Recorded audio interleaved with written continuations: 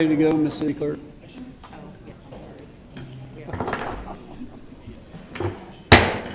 Good evening. Welcome to Midwest City Council meeting.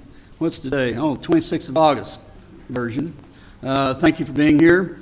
I would ask that you stand for the invocation and presentation of colors by the Carl Albert Color Guard.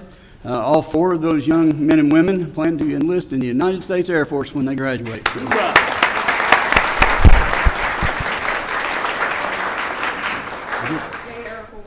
Join me in prayer, please. Gracious Heavenly Father, we thank you for this day. Father, we thank you for the moisture we're receiving. Father, we ask your blessing be upon this meeting and this council tonight and the decisions they have before them. We just pray that their decisions will be for the good of the whole, and we just ask that you give them peace and discernment tonight.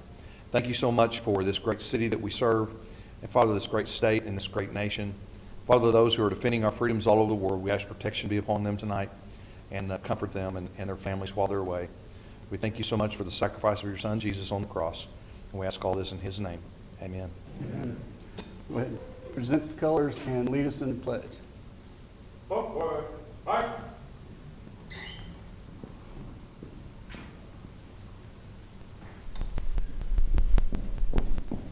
Colors.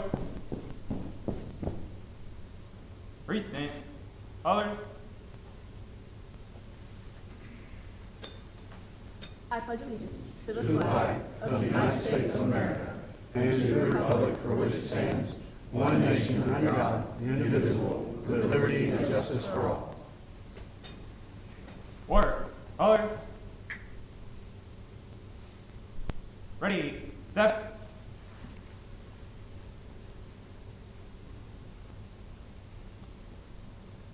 Ladies and gentlemen, can you give them a big hand?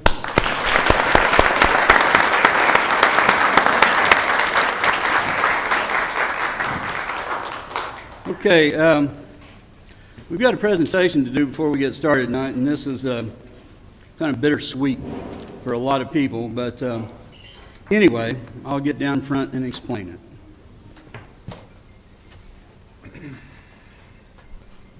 Susan? Mark, you come with her.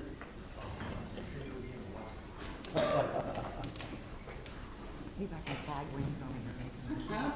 Do what? He's like a side wings on your Yeah, we are. That's what we're planning on doing, right? Ladies and gentlemen, this is Susan McQuarrie. We've worked together 20 plus years. She drove the bus for our convention and bureau that brought all the events to Midwest City, the Made in Oklahoma Bomber Tower retirement, which was a year and a half too early. And the list goes on. Tinker and Crimes, all the big events she had a hand with. Plus, how many air shows? 18.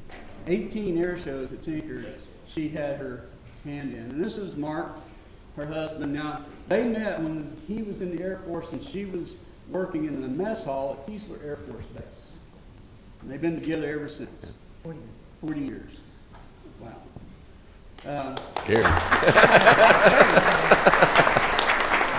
But much to our chagrin, she announced her retirement 2 months ago now. Okay, so we're proficient, but we're slow. So here we go. Whereas Susan McQuarrie began her career with the City of Midwest City as Community Engagement Manager and is retiring after 17 years of exceptional service. Whereas throughout her tenure, Susan has consistently demonstrated professionalism, creativity, dedication, always prepared, always meeting deadlines, always staying one step ahead in planning and executing successful programs and events. Whereas she has exemplified outstanding customer service and unwavering, let me explain. We just had an event where we had 125 mayors from all over the state, and she came up with these chocolate bars that had the city of Midwest City seal on it. And when the servers put them out on the table, they did it wrong. And we got 200 seats in there. She went around for every table and made sure that seal was facing whoever. That's the kind of attention to detail she had. I'll never will forget that. They're not going to, they don't make him, but anyway. She's exemplified outstanding service and unwavering willingness to assist others in a cooperative effort or spirit that has enhanced partnerships through out the city and throughout the community. Whereas Susan has been instrumental in planning and the execution of many beloved community events, including Tinker Air Show, Covered in Color, Mid-America Street Fest, Cruising for Coffee, Holiday Life Spectacular, which has brought joy and tourism and civic pride to the city of Midwest City. Whereas her openness to fresh ideas, her drive to approach tasks from new angles, and her eagerness to take on challenge and will have a lasting effect and an impact on Midwest City. Therefore, I'm Matthew Dukes, Mayor of Midwest City, hereby proclaim August 26th as Susan McQuarrie Day, and ask all of you to thank her for her service and wish her the best of luck in her retirement, her and Mark both. Thank you.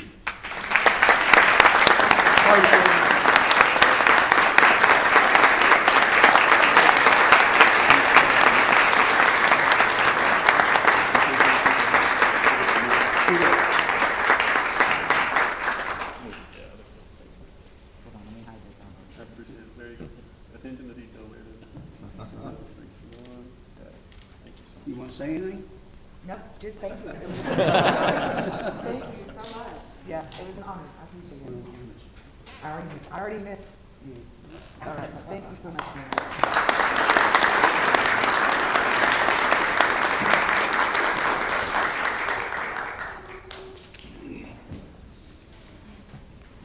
And Mayor and Council, this is a surprise for Susan.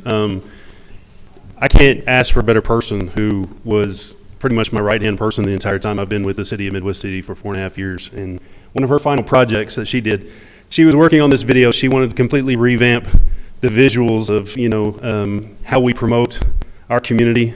And one of her final projects was finishing her CVB video, which is really a marketing video for that highlights all of Midwest City. And so we want to show that to you this evening. If you haven't had a chance to see it, it's fantastic. It's about 3 minutes long. And hit it, Miss Donna, please. Welcome to Midwest City, where history, progress, and community come together to create something truly special. Whether you're here to explore, to play, or simply to enjoy the best of what Oklahoma has to offer, you'll find it all right here. From the moment you arrive, you'll feel the energy of a city that blends rich history with exciting possibilities. Start your day exploring the heart of Midwest City. Stroll through vibrant shopping areas filled with everything from familiar favorites to one-of-a-kind finds. Feeling hungry? Midwest City has something for every craving.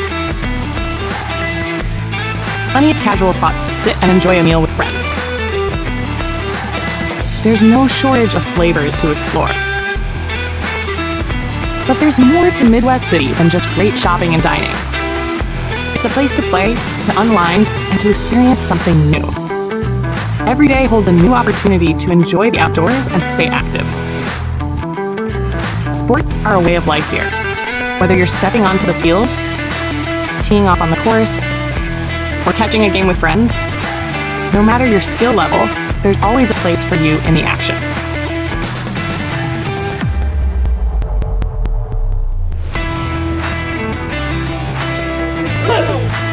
Throughout the year, the city stays alive with events that bring people together.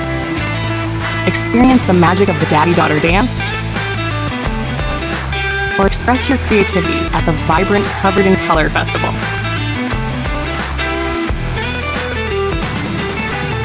The taste of Midwest City is a food lover's dream. And the Veterans Day Parade is a heartfelt tribute to those who have served. These moments create lasting memories for all who attend. When the day winds down, there's always a place to relax and recharge. Whether you're staying for a night or an extended visit, welcoming accommodations provide comfort and convenience, providing you a myriad of reasons to return.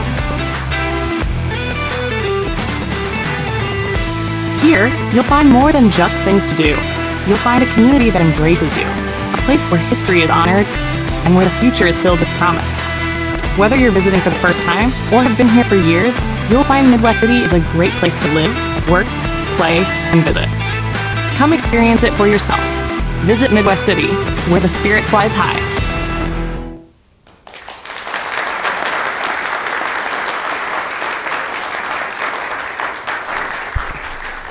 I do want to add a couple of things that we always call her the Energizer Bunny because she never stopped. And her daughter, Shayna, who's cut from the same cloth, is executive director of the Midwest City Chamber of Commerce. So that same enthusiasm transfers over to there. And thank you guys for being here. We appreciate it.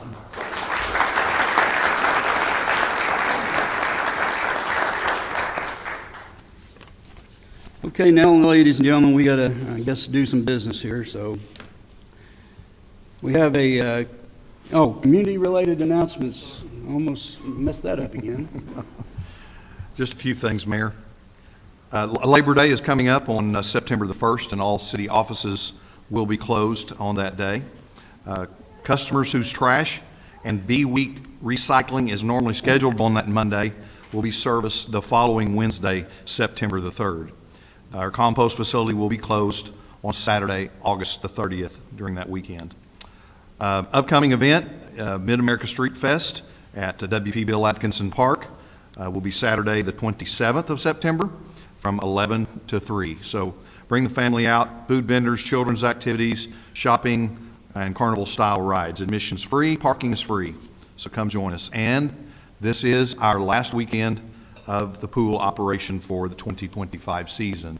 Doesn't look like a great weekend for pool weather, but it is the last weekend the pool will be open, and we'll be there as long as it's not lightning or rain. So that's all I've got. I have a quick question. Is there doggy paddle or no? Don't believe we've had doggy paddle for several years now. Josh is outside, but I'm pretty sure we had to end that event. Yeah, we've not had doggy paddle for several years. Is that correct, Mr. Ryan? 2022 is last year. Okay. Thanks. All right, we'll get into our consent agenda. These items are placed on the consent agenda so the council unanimously consent and approve routine items on the motion. If any council member requests to discuss an item, clerk is not unanimous consent, and the item is either moved and heard in regular order. Chair will entertain a motion to approve. I make a motion to approve with the exception of item 5. Could we add 4 to that as well? Which one? Item 4 and 5. Did you have one, Councilwoman? Okay. So move to approve consent agenda except for item 4 and 5 to be pulled for discussion. Do I have a second? I have a motion and a second. All in favor, indicate by saying aye. Aye. Opposed? Abstention? Motion carries. Item number 4 is solved.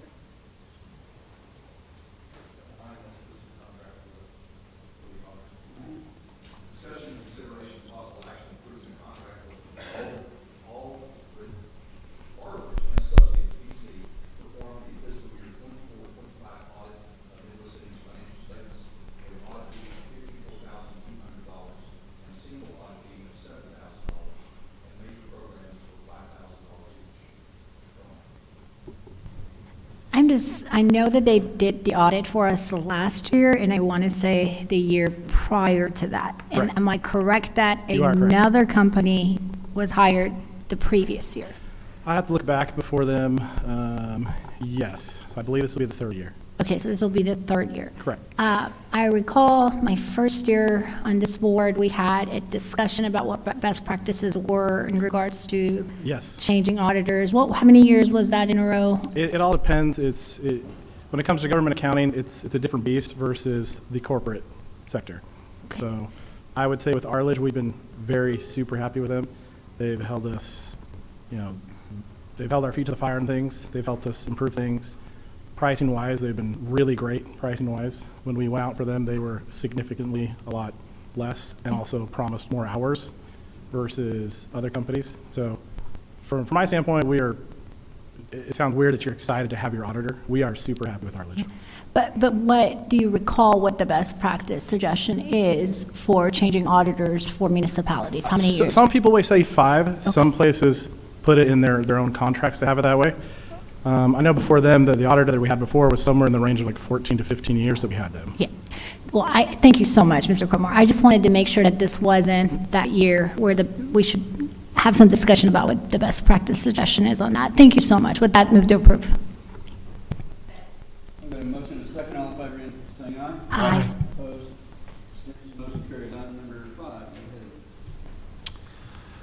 ahead. Discussion, consideration, and possible action of approving a contract with the Central Oklahoma Master Conservancy District to establish a rate and an allocation for the acquisition of floodwater from Lake Thunderbird upon request. Mr. Streets.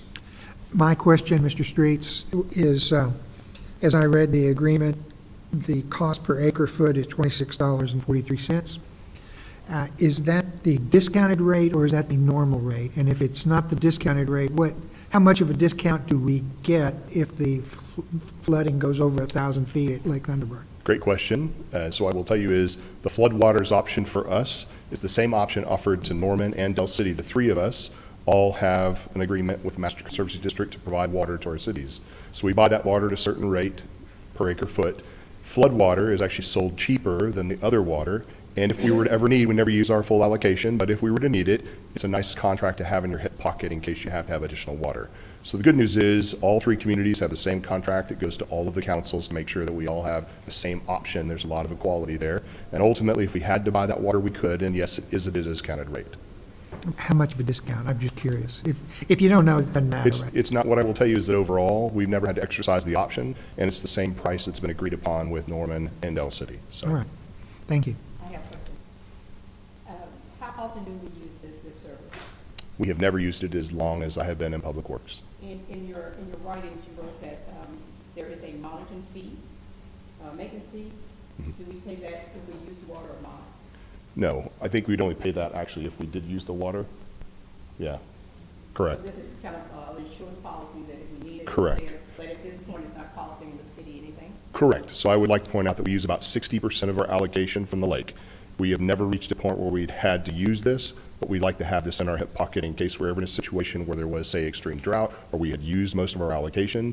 Most of that is because we have good planning, and our forefathers agreed to a certain amount of that lake water to be delivered to Midwest City. This is just in a chance, if we ever had a reason, we have the availability without having to go back to council or the COMCD to get a contract put together. And typically, this water is used for irrigating or? It's drinking water. This is so flood water. So there's a base elevation at the lake. So then you get a certain amount of water in the flood pool, which is above which typically they're also putting it over the spillway into the river, the creek. And so for us, what we're doing is buying that excess allocation, if we need it, out of the flood pool. Same water as what you get in the rest of the lake. It's just that this water is at a cheaper rate, and ultimately for us, doesn't count against the allocation. So probably the biggest point I would make is Norman buys a lot of flood pool water because they use all of their allocation. This doesn't count against their allocation for the lake because you can only get so many acre feet per year out of the lake, according to our contracts and agreements. This flood water is at a discounted rate and doesn't count against your allocated amount of water from the lake. And on your chart at the end of your presentation, you had how much it cost last year, the year before, and it's pennies. Is that our discounted rate? It's pennies on the dollar if we need it? Yes. Since we're discussing drinking water, if I could ask this, I know throughout my years living in Midwest City and also through some training that I attended in some other forums and gatherings, at one particular, I know water was an issue, and I think you were a speaker at that event. It has repeatedly been said that we have one of the cleanest drinking water sources because of the lake. And I know there's been some tension, some other municipalities would also like to access our source.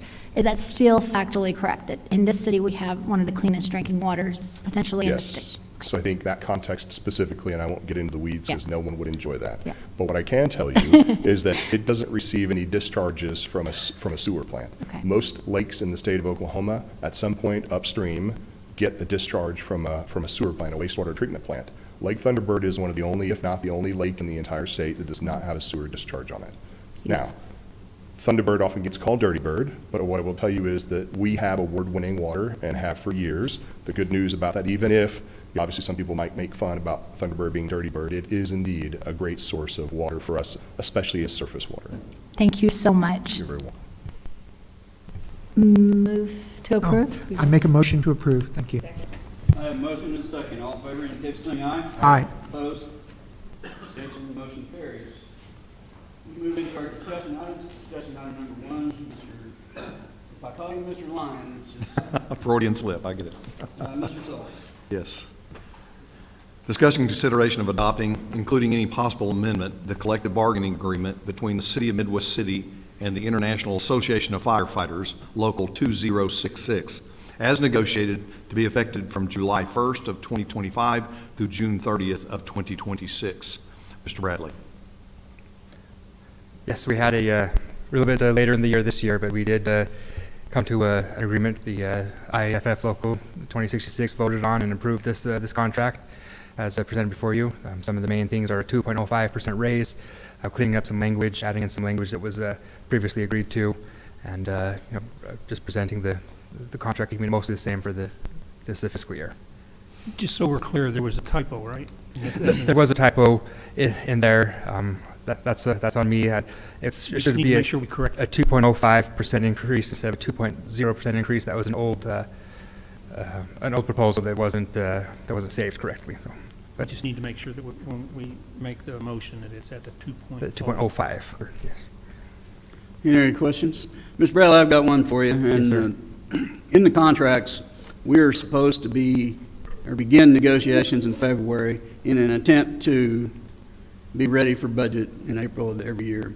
I know this one took a little longer for other reasons. Are we on track to begin negotiations in February of next year? The plan is to begin negotiations in February next year, yes. By law, it's February 10th that the bargaining units are supposed to notify the city of the intent to negotiate. And so our plan is, once we get those letters, to start negotiations as promptly as possible after that. And the Chair, to amount- entertain a motion to approve. Just quickly, Mayor, yes. and the amount that we're approving is basically the same thing that we've already given city employees? Correct. The monetary increase, yes. Okay. Chair, to entertain a motion to approve. Second. I've got a motion and a second. Any further discussion? All in favor indicate by saying aye. Aye. Opposed? Abstention? Motion carries. Good job, Mr. Chris and Troy. Thank you for your hard work. Discussion item number 2, Mr. Sullivan. Discussion, consideration, and possible action of approving a contract with Kimley Horn and Associates Incorporated in an amount not to exceed $294,800 for the development of a Parks and Trails Master Plan for the city of Midwest City. Mr. Ryan. Mayor, Council, Mr. Sullivan, thank you very much. I am very excited to be at this point where I hope that we can get your approval on the contract for Kimley Horn this evening and get this Parks and Trails Master Plan started. When the panel got together to consider the 8 qualification statements that we received from different firms, we narrowed it down to 3. Kimley Horn stood out because they had something in their presentation that just stood out so much further than the other presentations that we saw. Their analytical approach to how they're going to help us prioritize projects within this community, which now numbers in the millions of identified projects that we need money for in this community. Not a million projects, thankfully, but millions of dollars worth of projects. We got a lot planned, and we need their help to get this stuff analyzed and get started on these projects and have something tangible that we can look at and say, the community helped us to come forward with this, and this is what the community wants. And I want to introduce you to Mr. Darren Scott with Kimley Horn. He's going to come up and say a few words for you. Yes, sir. That's right, I forgot. I'm asking for money. I definitely needed a tie, and I apologize for that, Mr. Councilman. Thank you, sir.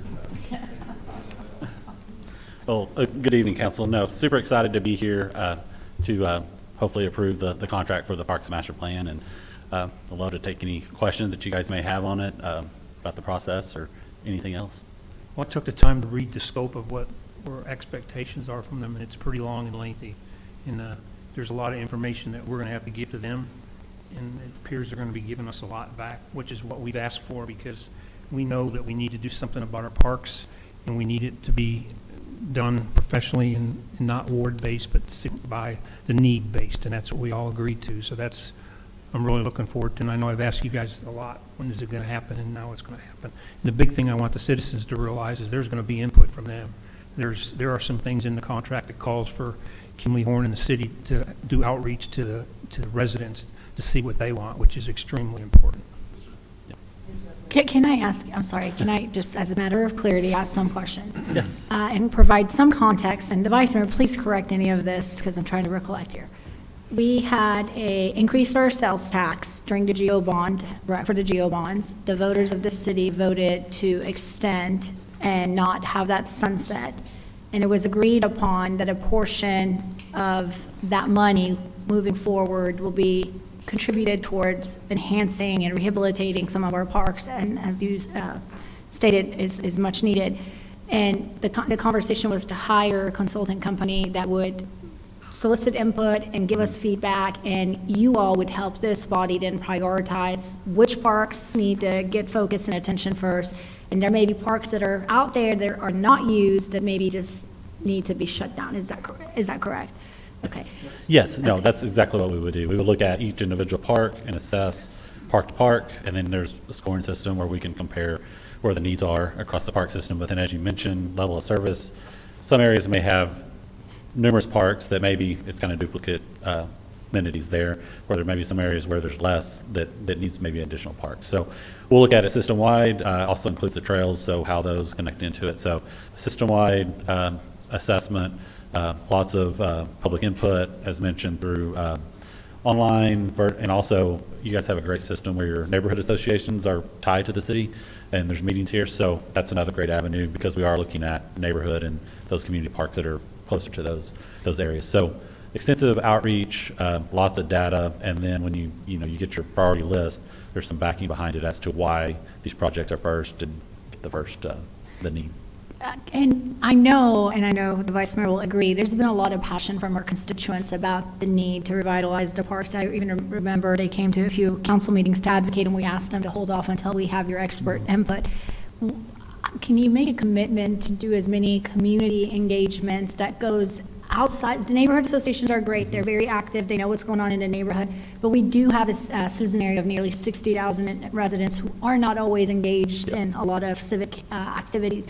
Can you maybe look at different ways to tap them and include them in these conversations, and maybe even utilizing the media when you are doing some of these events to get the word out, please? Yes, no, and we, a project we're just wrapping up and actually going into design was for Oklahoma City for the MAPS program. So we did a ton of outreach. We did pop-up events. We had meetings. There was the website that pointed everybody to, and I think we had 4,000 or 5,000 comments.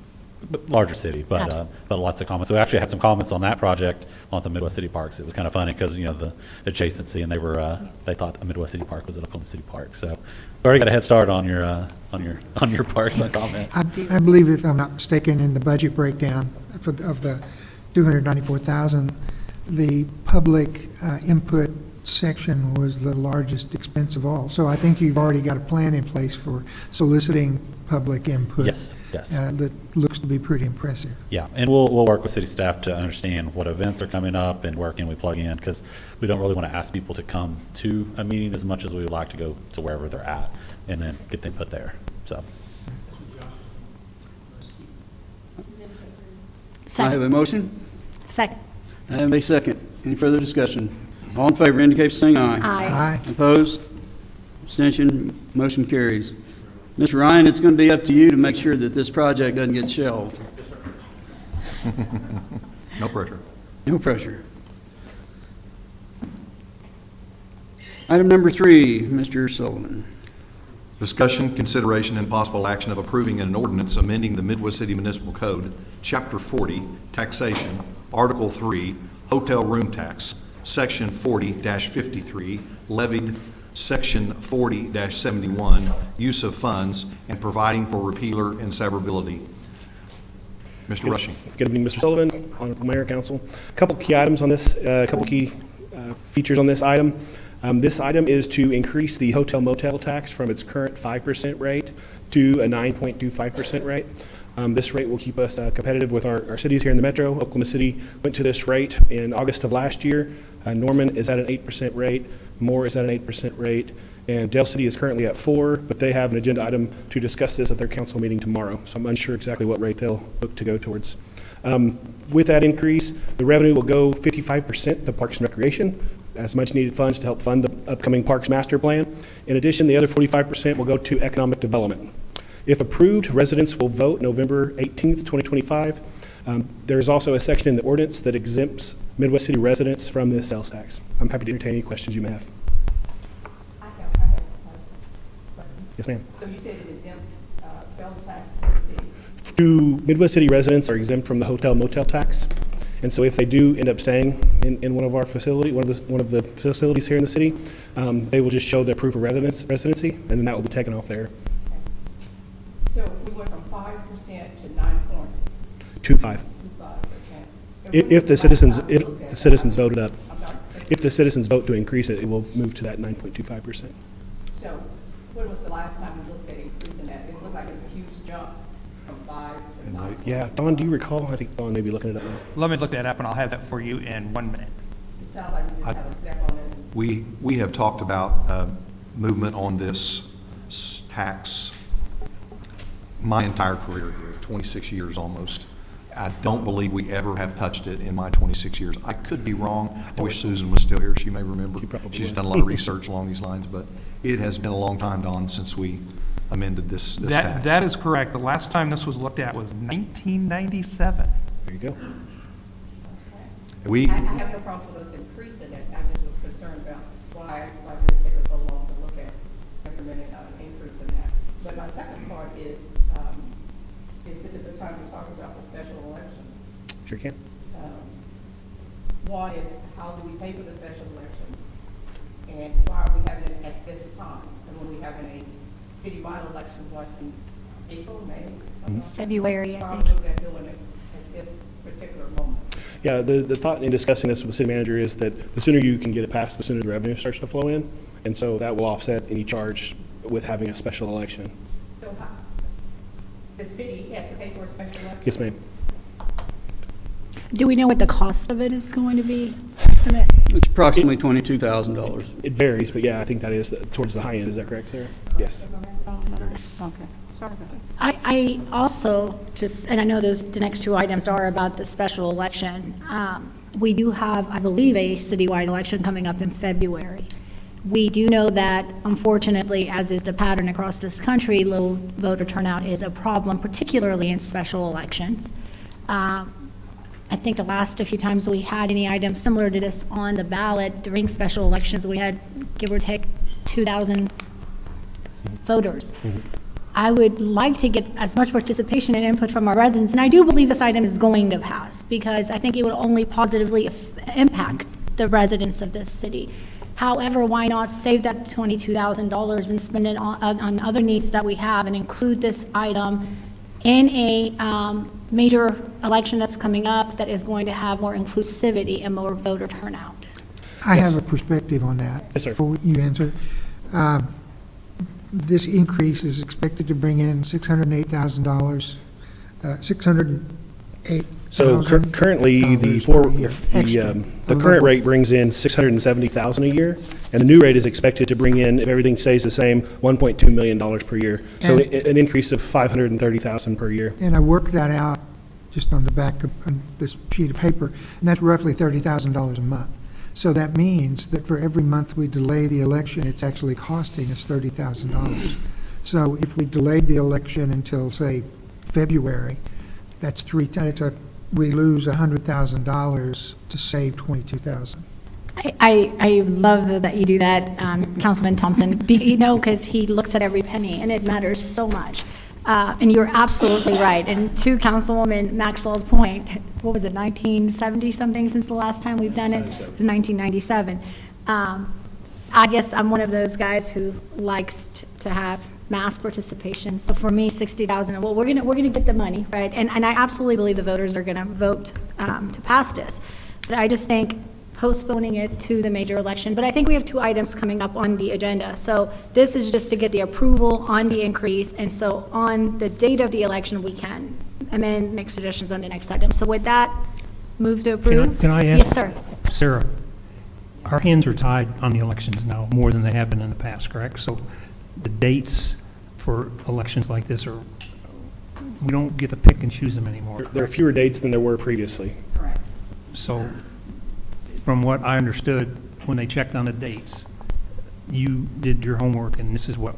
The only one for 2025. And Mr. Byrne, we do plan to hit all the neighborhood associations, present this item to all the neighborhood associations, make sure they are familiar with it. That way we can get the word out. Mr. Ryan will do a marketing campaign, put it on social media, put it on Facebook. So we'll do our part to get the word out on this vote as well. And we do think the citizens will be supportive of it, as it's not taxing them, but it is taxing visitors to our town. And it's also because of the money the citizens of the city have invested to build up a city where we have tourism, right? So they're getting something in return for their investment, and I know I'll be voting yes on this particular item. City Clerk, Madam Clerk. So based on the question the Vice Mayor asked, am I to understand that this particular item could not be placed on the February election for the city council seats? I'm not saying that. Okay. There are certain dates that are crossed off for municipalities, and I don't recall if February 1. Sarah did all the research on that, so without her cheat sheet in front of me. Okay, so you looked at for possible special election dates, not particularly the next big election. Okay, thank That you. is also my concern is if the dates are limited and we're locked into doing it in November, but I'm looking at the timing. I understand we would save money or earn money, but would we really? Because November would be almost at the end of the year. Is that a peak time for people renting hotel spaces at that time? Is it November? Are we looking at peak season? Would we make the money if we had a vote later? Yeah, it's a good question. So the law doesn't go into effect until 30 days after it's passed by, once it's certified by the election board, which it typically takes 2 to 3 days. And then we can make it go into effect 30 days after that. So back to your question, is that a peak time for travelers? I mean, there is increased travelers for the holiday season around Christmas time. There are some at the first of the year. Every little bit will help increase it, but is it the peak time? Probably not. It's probably not vacation time. But it all depends on what events are going on in town, what's happening. I also want to remind council that every year, the state legislature tries to take away these dates from us, precisely to mitigate our effect on our abilities, not only as a city, but also the school boards, to get these elections in front of the voters. And with it being a special election, there's no convoluted issues out there that can concentrate on this one issue and get forward with it. So you run the risk of the state legislature, once again, taking away our dates. Yes, ma'am. Yes, ma'am. My question goes to where the money goes. What I heard you say, Ryan, was that part of it is going to go towards Parks and Recs to fund the determinations made by the Parks and Recs master plan, and the rest is going to economic development. How did we end up selecting?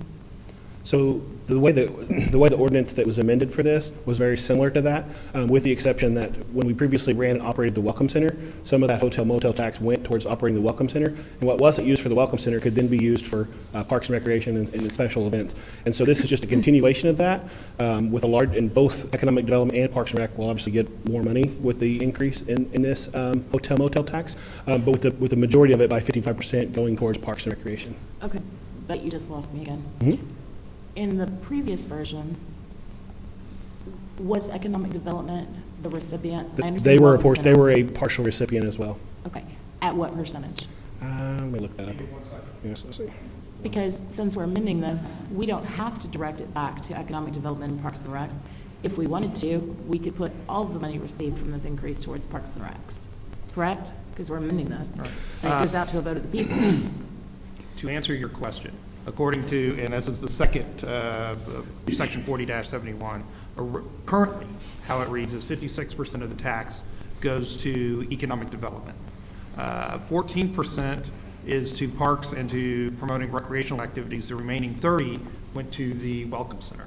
Now, the Welcome Center has been transferred to the state government, so that's being removed, and then we're redoing the calculation, the percentages accordingly. But we have the right to redo the calculation in its entirety, is what I'm saying. And given the comment that Josh had made about the millions of dollars that we need for our parks and recs, et cetera, I would make a recommendation that instead of sending the money to economic development, which we routinely fund in other manners, that we send all of the hotel motel tax money to go over to parks and recs. I respectfully disagree with you because economic development is a driving force for the city. If we don't have economic development, at some point the city's going to dry up because we need a program that's funded to get businesses in the city and retain the businesses we have. And if we don't fund them, then we're going to end up closing down. So I respectfully disagree. The portion I believe is fair and adequate for both. Mayor, I'd call for the question. I do have a motion to approve. Do I have a second? Second. I have a motion and a second. Go ahead and do a roll call vote, please. Excuse me, what is the question on the phone? To approve the item as discussed. So are we approving the item as is written, or are we approving the item with the exception to? As written. As written, yes. Okay. The date is the next question. So we're voting just on the question at hand? Correct. Correct. Eads, No. Byrne, Yes. Maxwell, Yes. Thompson, Yes. Banna, Yes. Favors, Yes. Mayor. Yes. Motion carries. Next item number 4.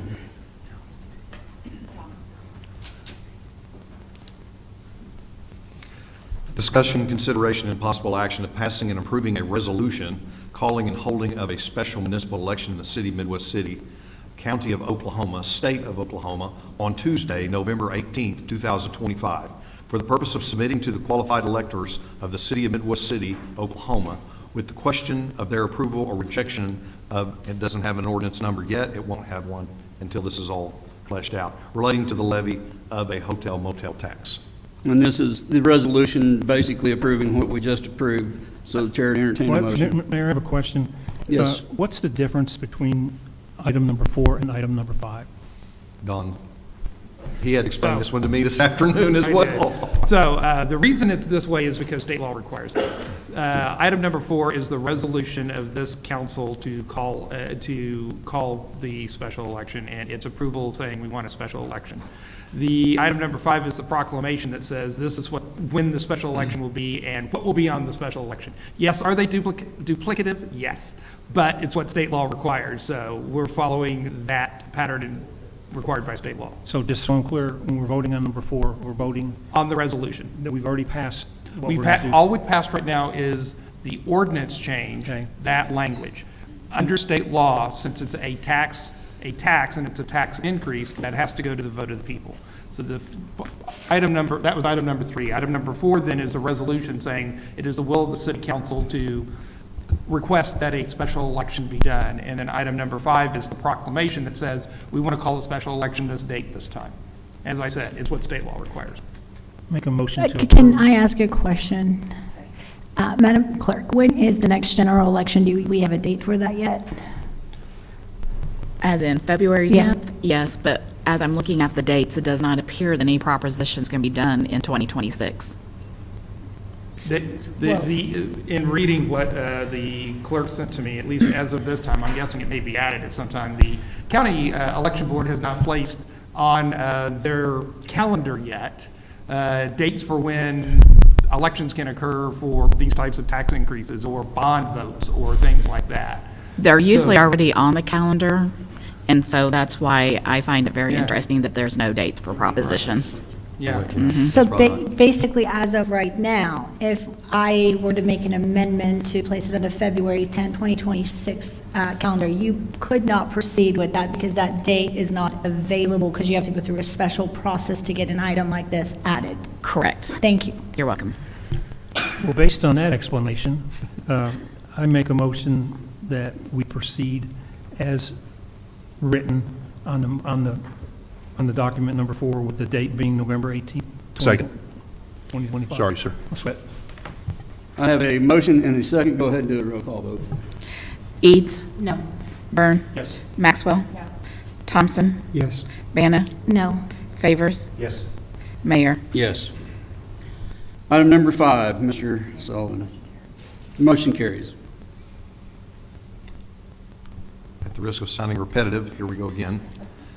Discussion, consideration, and possible action of issuing a proclamation calling for a special municipal election in the city of Midwest City, County of Oklahoma, State of Oklahoma, on Tuesday, November the 18th, 2025, for the purpose of submitting to the qualified electors of the city of Midwest City, Oklahoma, with the question for their approval or rejection of ordinance that doesn't have a number yet relating to the levy of a hotel motel tax. Chair to entertain a motion to approve. I have a question for Don. What's the legal definition of the word proclamation? Can we just scream it out to the masses and that It's stated in qualify? state statute. It is a statement of, it proclaims the will of the, boy, I'm using the word to define itself. To proclaim that the will of the city council to hold, in this situation, to hold a special election. And so it's a written document. Yeah. Second. I have a motion and a second. Go ahead and do a roll call vote. Eads, No. Byrne, Yes. Maxwell, Thompson, Yes. Banna? No. Favors? Yes, ma'am. Mayor? Yes, motion carries. Item number 6, Mr. Sullivan. CA 82, discussion, consideration, and possible action to consider approval of a plat correction certificate for the Boulder Ridge Estates Edition in Midwest City, Oklahoma County, Oklahoma. Mr. Summers. Thank you. This plat correction certificate would correct an issue with the western boundary of lots 1 through 5 in Block 1 of the Boulder Ridge Estates Edition. It would add approximately 22 to 25 feet to the rear of each of those lots. There was an error with the original survey that omitted this, I guess, additional width. Approval of the plat correction certificate does require a vote from the city council before it can be filed with the county. This would not impact any right-of-way or easements. I know you're familiar with this because you walk that neighborhood too. I do. There's a fence there. Is the fence got to move? I don't believe that the fence would need to move. I mean, if the fence is on the property, on the owner's property today, it would continue to be on the owner's property going forward. It may give some of the owners the option to potentially extend the fence back further if it's not, I guess if they do, gain additional space. To the west. Mr. Summers, correct me if I'm wrong, but don't we believe that most of these residents have already claimed that 25 feet? I mean, Best we can tell without a survey? Yeah, looking at aerial imagery, it does seem like maybe some of them have already placed the fence as if they had, owned that space the entire time. But I can't verify that for sure. I didn't go out and survey the back property lines. It's myself. conjecture on our part, but Yeah. yeah. Chair, entertain a motion to approve. Motion to approve. Second. I have a motion and a second. All in favor indicate by saying aye. Aye. Opposed? Abstentions? Motion carries. Item number 7. PC 2220, public hearing, discussion, consideration, and possible action to consider approval of the final plat of Cypress Village for the property located at 1120 South Post Road and 10,100 Southeast 10th Street, Midwest City, Oklahoma. Mr. Summers. Thank you. This is a final plat application that's before you today. The applicant is sort of in the final process of platting a townhouse development. Approval of the plat would approve 70 townhouse lots and 2 common area lots for this development. It's just under 8.5 acres in size in total.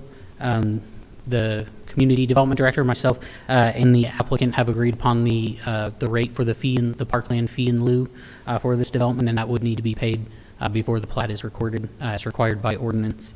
We complied with state local notification requirements in advertising for this hearing, and we did receive one phone call prior to the Planning Commission hearing where a nearby HOA was asking about questions about stormwater sort of generally through this area, not necessarily how this site has in particular has impacted stormwater. At the public hearing before the Planning Commission, we did have 2 speakers, mostly just asking questions about the development. One was HOA asking questions about stormwater through the area, and the other question was about screening for the development. And on that note, there is thoroughfare screening, as our subdivision regulations call it. There's thoroughfare screening required along both South Post Road in Southeast 10th Street. That would have to be installed as well prior to staff releasing the plat to the applicant for recording. So if you all were to approve this application, as the Planning Commission has recommended, the Planning Commission recommended that it be conditioned upon the completion of the thoroughfare screening as well as the paying of the parkland fee in lieu. This is a public hearing. Does anyone in the audience have anything to bring before council considering this particular item? Hearing or seeing none?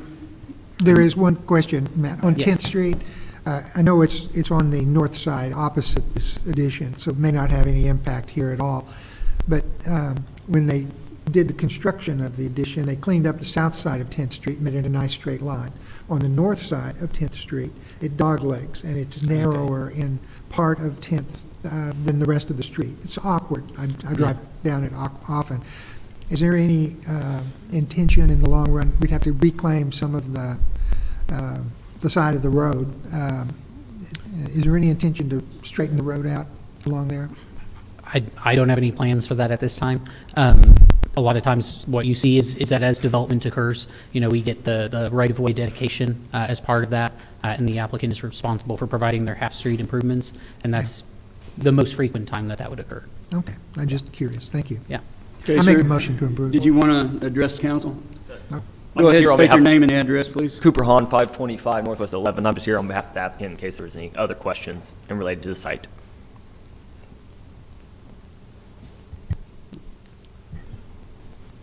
Okay. Second. I've got a motion and a second. Any further discussion? All in favor indicate by saying aye. Aye. Aye. Opposed? Abstention? Motion carries. Item number 8, Mr. Sullivan. PC 2222, public hearing, discussion, consideration, and possible action on an ordinance to redistrict from C3 Community Commercial District to PUD Plan Unit Development where the property described as lots 1, 2, 3, 24, 25, and 26 of Block 3 of Aviation Acres Addition, Oklahoma County, Oklahoma. Mayor, Mr. Summers. I'm sorry.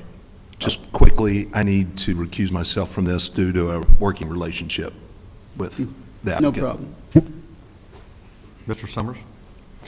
Thank you. This is a rezoning application, and some of you will probably recall, it was around this time last year, this same site came before you all for a rezoning to the C3 zoning district.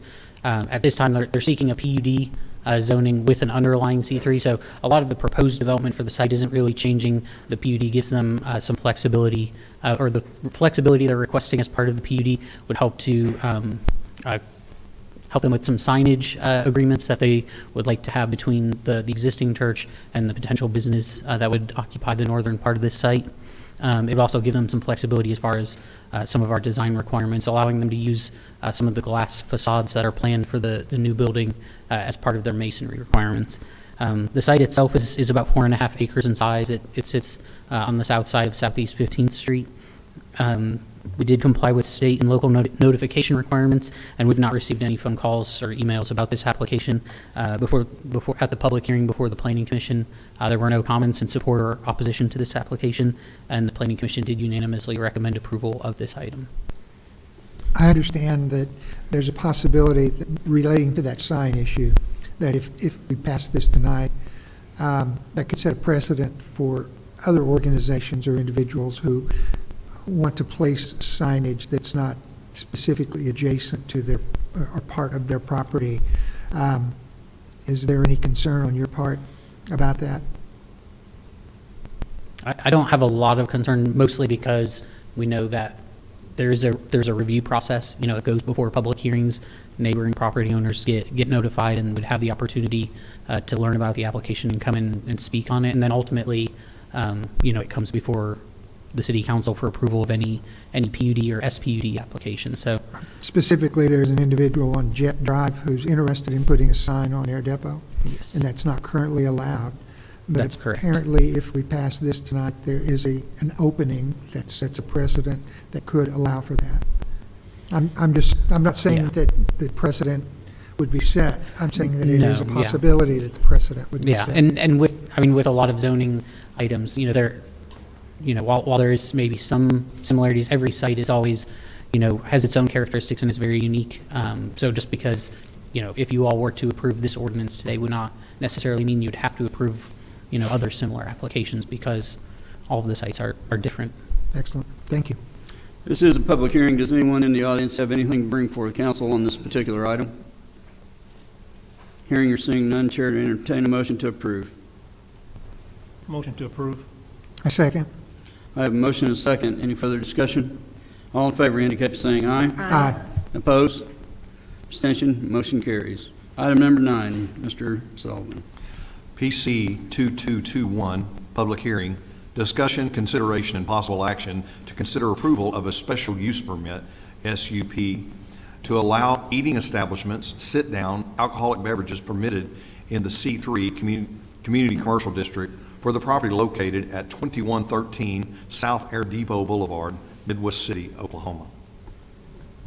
Thank you. This is a special use permit application in the C3 zoning district. Restaurants are not allowed by right to have alcohol sales, so that's what the applicant is requesting today with this application. They were granted a certificate of occupancy back in January of this year and are currently operating as a restaurant/karaoke establishment.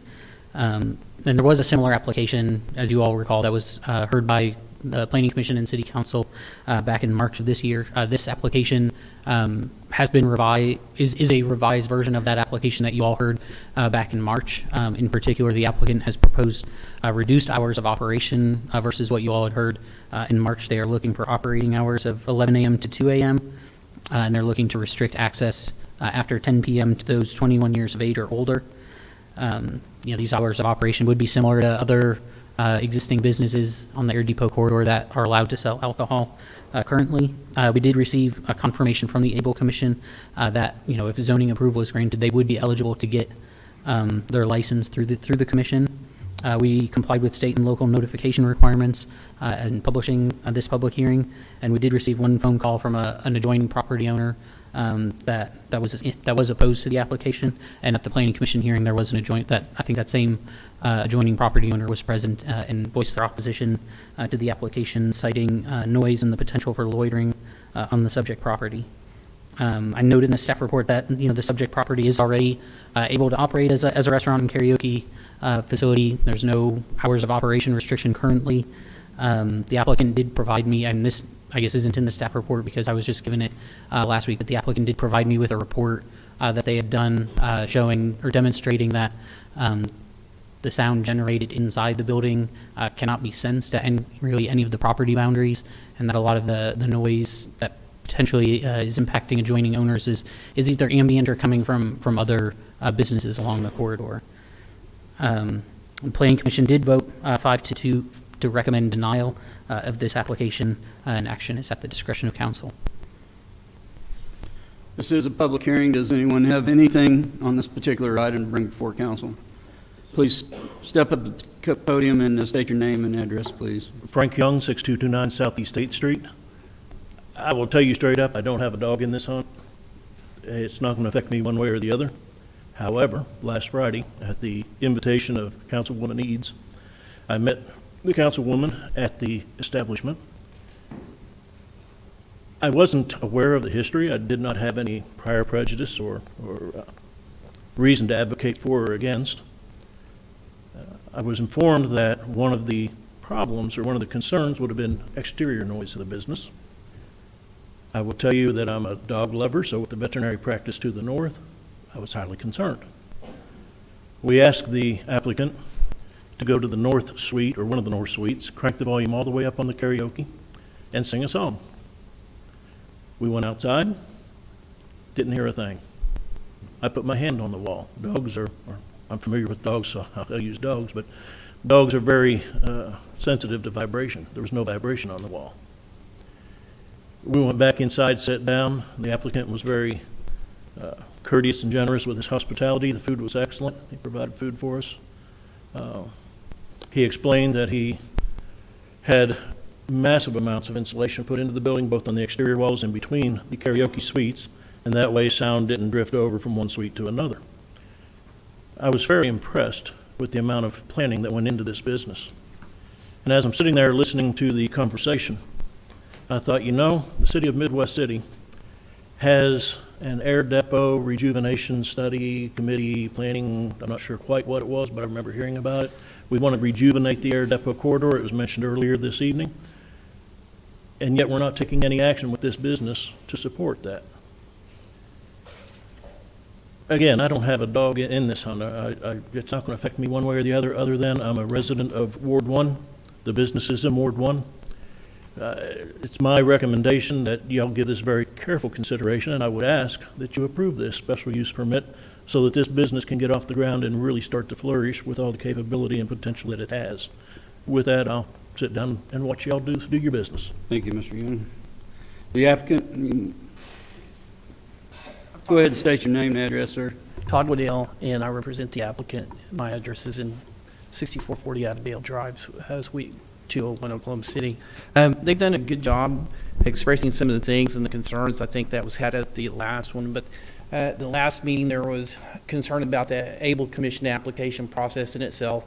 We went back to the Able Commission and said, what's the best way to go forward? They said to reapply, and we reapplied without any kind of hiccup on it. So we were approved by the Able Commission sometime before July 15th, absent the special use permit, and they've given us until August 31st to complete that process. With regard to the next door neighbor, my client went to the expense. He spent $4,000 on having an engineering firm do a decibel test on the property.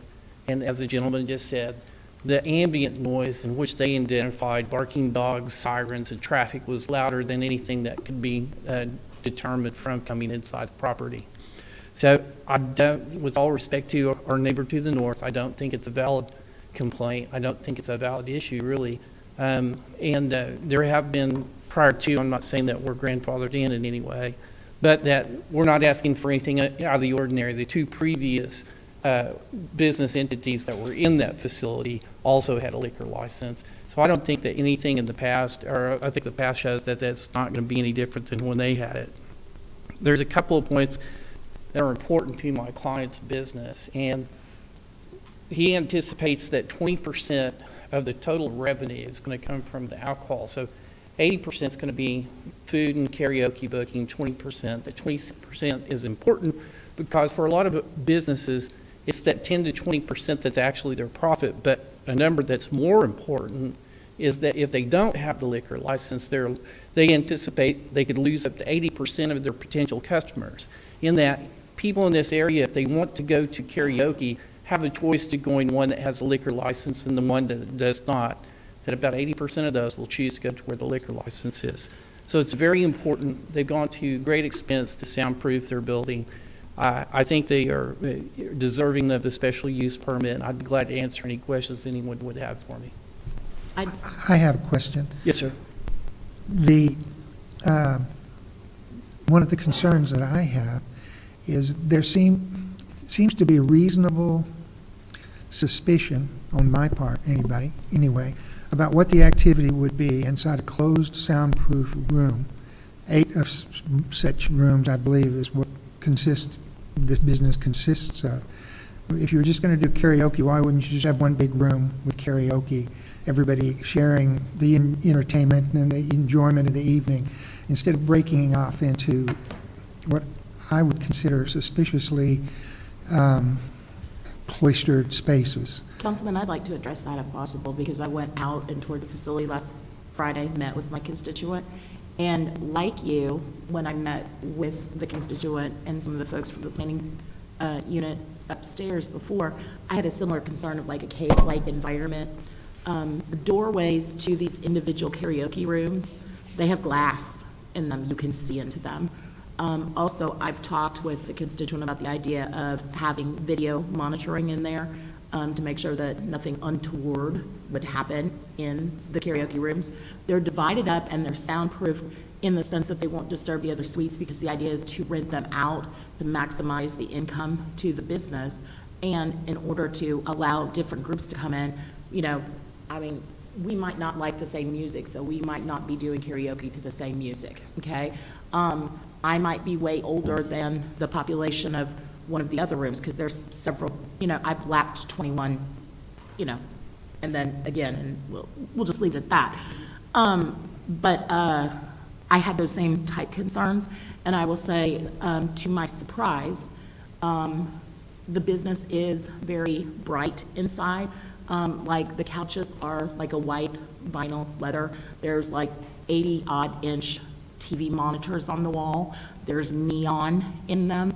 The stereo equipment to use with karaoke has a locked control, so that when the staff sets up the room and gets the guests into the room, they can lock the volume maximizer off, so nobody can, that's a guest, can just crank up the volume. As Mr. Young said, he met me out at the side. I asked him to come out there. He has expressed auspices to take over this seat next year. So I thought it would be enjoyable for him to get to see firsthand some of the experiences that you get as a council member. So I asked him to join me. And I want to tell you also, we did, as they alluded to, we went out and did the inspection. There's like a 13-foot layback between the southern border of the dog kennels and the back of the veterinary business to the north and the wall of this business. We couldn't hear any noises, etc. Jen also has expressed that he has made contact with a police officer who is either on staff or retired, I'm sorry, I forget which, but he showed me a picture of the gentleman when he and some of the ladies seated there with him met with the officer to do security, so that if they're going to be open in the evening, there will be on-premises security to address anything that might come up. I'll be real honest with you. I mean, the Celebrity Club is 2 doors to the south from this business location, and I think the business plans are much different. There's also, this is catty-corner across the street from the Carburetor Alley District that the city has identified and identified in our 2023 strategic business plan. It's also, as Matt Summers alluded to, part of the Air Depot corridor area. Technically, the original Air Depot corridor study was just slightly to the north of this business location, but the effect is the same up and down Air Depot, as you know. You're up on the north end of Air Depot. I'm down on the south end of Air Depot in my ward. Similar, I mean, it's the same street. It's going north and south type of thing. We face the same problems. And I will tell you honestly that I was really disappointed to hear Mr. Chen say that if this does not pass tonight, that they are looking to close this business, and we will have yet another shuttered business on Air Depot. We will have another vacant space. You'll remember this is where the old Brill's restaurant was. And that's not the easiest space to fill. They've made massive investments in this building. They also, Frank was the one who tried the food. It smelled delicious. And they're going to have their kitchen open till 1 a.m. So not only can their patrons who might imbibe be able to get food until 1 in the morning, it also provides an opportunity with vegetables, as my mom said, with vegetables for our hospital workers, our first responders, the folks who work the night shift, to be able to get a different alternative to the limited availability of food locations at that time in the morning, which usually consists of something like McDonald's, Taco Bell, et cetera. Nothing against them, but again, they don't normally come with vegetables unless you get the apple slices. So the food looks good. It provides a great opportunity. And again, as far as what I can see and everything I observed personally and what I learned from the conversations, I mean, the safety concern is the paramount one. They've been open for, in what Jen had said, 4 months operating the karaoke business. They've had no incidences with our police department during their operation time, no noise complaints, et cetera, no complaints of any, how did you say it, like the covert, and that's honestly, when it first came up, that was the thought in my head, is like, why? And why would you want to go into a closed off room? Like, I can't even envision, you know what I mean? It's much different than anything I had conjured up in my head. And so I just wanted to share that with you, and obviously the applicant hired counsel to speak on his behalf, but first impressions, I mean, they mean a lot type of thing. And Well, they mean a great deal, and if you vouching for them, I have, my respect for you would transfer to them, and I appreciate very much you taking the time to explain that. Question. Yes. Question. I'm sorry. I remember when they were here before, a few months ago, and there were some issues of the noise level, the able license and so forth, and they've met all of those criteria. Have they met those? Yes, ma'am. And we're good? Yes, ma'am. Okay. As soon as they get the special use permit, the Able Commission will issue the liquor license, and it all Okay. has to be wrapped up by August 31st. And we trust Susan's summary of what she witnessed herself. So, I got something to say, and I don't distrust anything Susan said, but you went there during the daytime, and as you say, my cop instincts. I worked the streets as a police officer in Oklahoma City for 33 years, and I still have some of the cop instincts, and I would not have a problem with this at all, karaoke bar, if it was open completely, no separate rooms. But I believe, it's my opinion, that it'll be extremely difficult no matter what well, number one, they can't hire a Midwest City police officer to work there. That's not going to happen. It's against the state law, and I think it's against the policy of the city. Is that correct, Chief? They can't hire a Midwest City officer to work there, correct? Yes, sir. We wouldn't allow off-duty officers to work. Okay. And they can't carry a gun in there anyway, correct? Okay. So the issue I have is not with the fact that it's a bar or the fact that they're karaoke. It's the separate rooms. And the applicant can put as many restrictions as he wants in there, but you close a door, you lose control of that room, and you have no idea the pass off on the alcohol. An adult can take the liquor in there and hand it off to an underage drinker who doesn't have a wristband on, but they're going to lose that control. And the activity that goes on in closed rooms, you have absolutely no control. It's a secret room, basically, even with a window. And like I said, I wouldn't have a problem with this at all if it was an open area where the karaoke was done out in the open and everybody that was in the club, including the patrons and the people that are running it, could see what was going on. You know, one of the things I think that they're going to end up seeing if they do this, if this is approved, you're going to end up seeing empty liquor bottles in the trash cans in this room because people are going to want to take their own alcohol in there because that's going to be cheaper than buying. It's anywhere. It's just not theirs. Can you take hold on. I didn't interrupt You anybody. interrupted me. No, You really didn't. did. I was not finished. Okay, You we'll go ahead and interrupted me. finish. My issue is we can have these what if all day long. If someone is following the rules that we laid out, we are not being fair to them by saying what if. That's our job to catch them dirty if they're dirty. But we're making an assumption. If a person meets this criteria that we ask them to meet, we can always come up with a what if. And we cannot tell businesses how to run their business. If they're open room, and I'm with Susan, maybe I like country, maybe you don't. If people meet the criteria that we set out, it's not fair to them for us to say what if. If we think that there's violations, we have laws that will govern that. But to assume it before there's any violation, is that fair? We've asked people to jump through these hoops.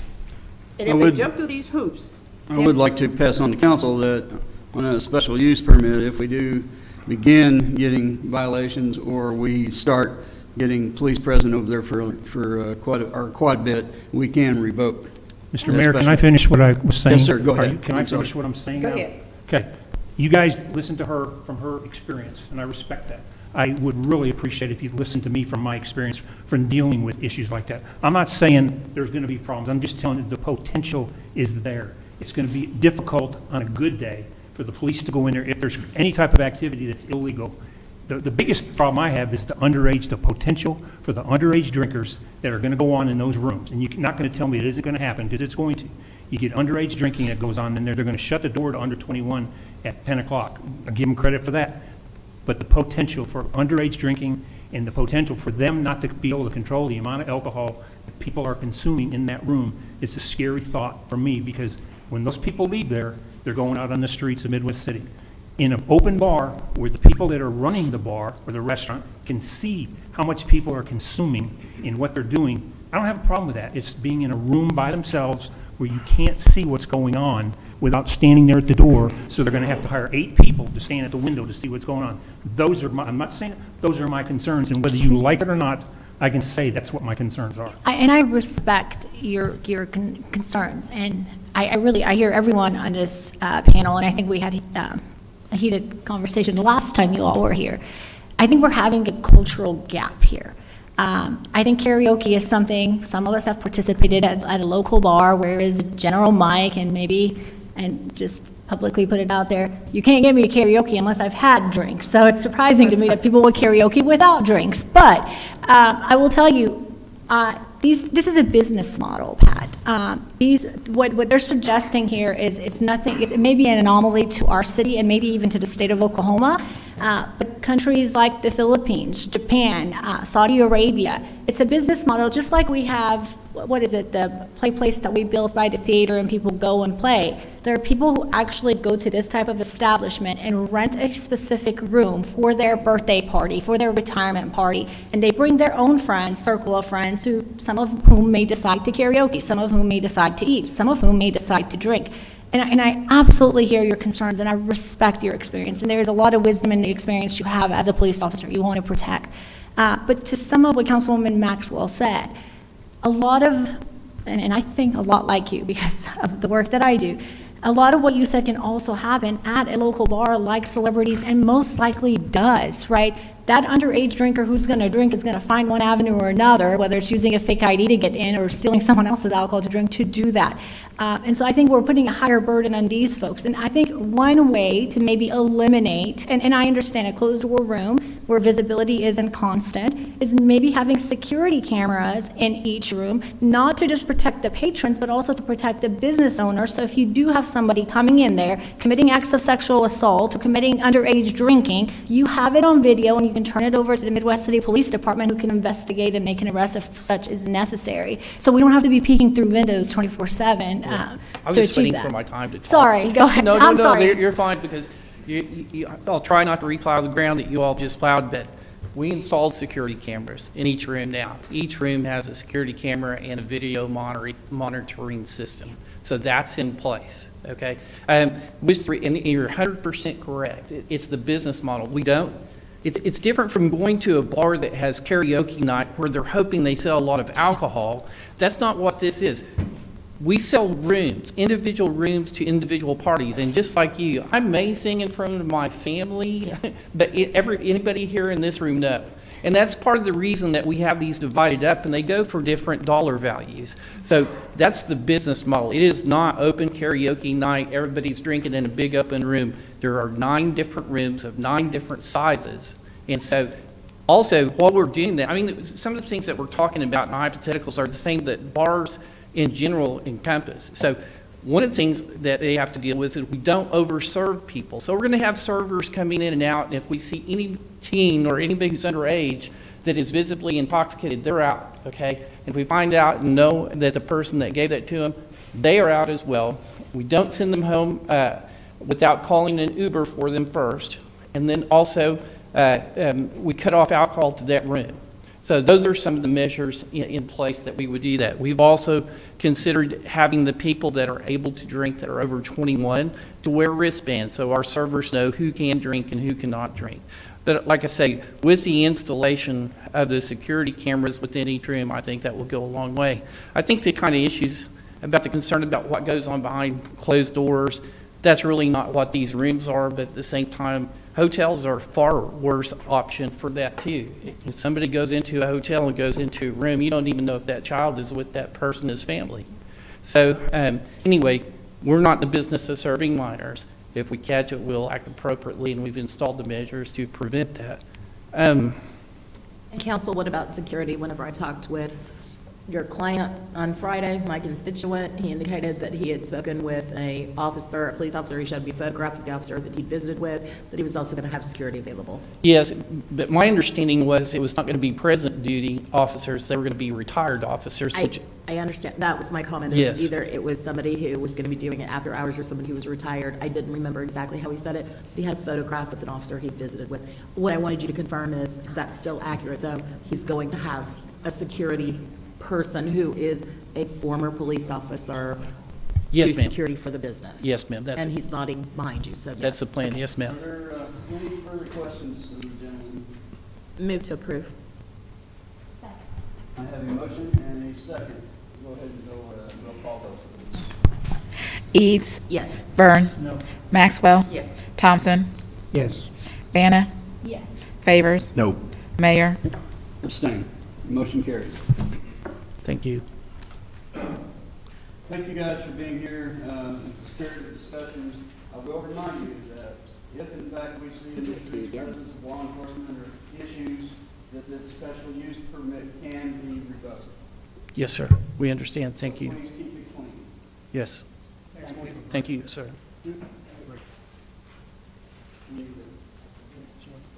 Okay, we're going to recess for 5 minutes and we'll be back in 2 minutes. Your 5 minutes is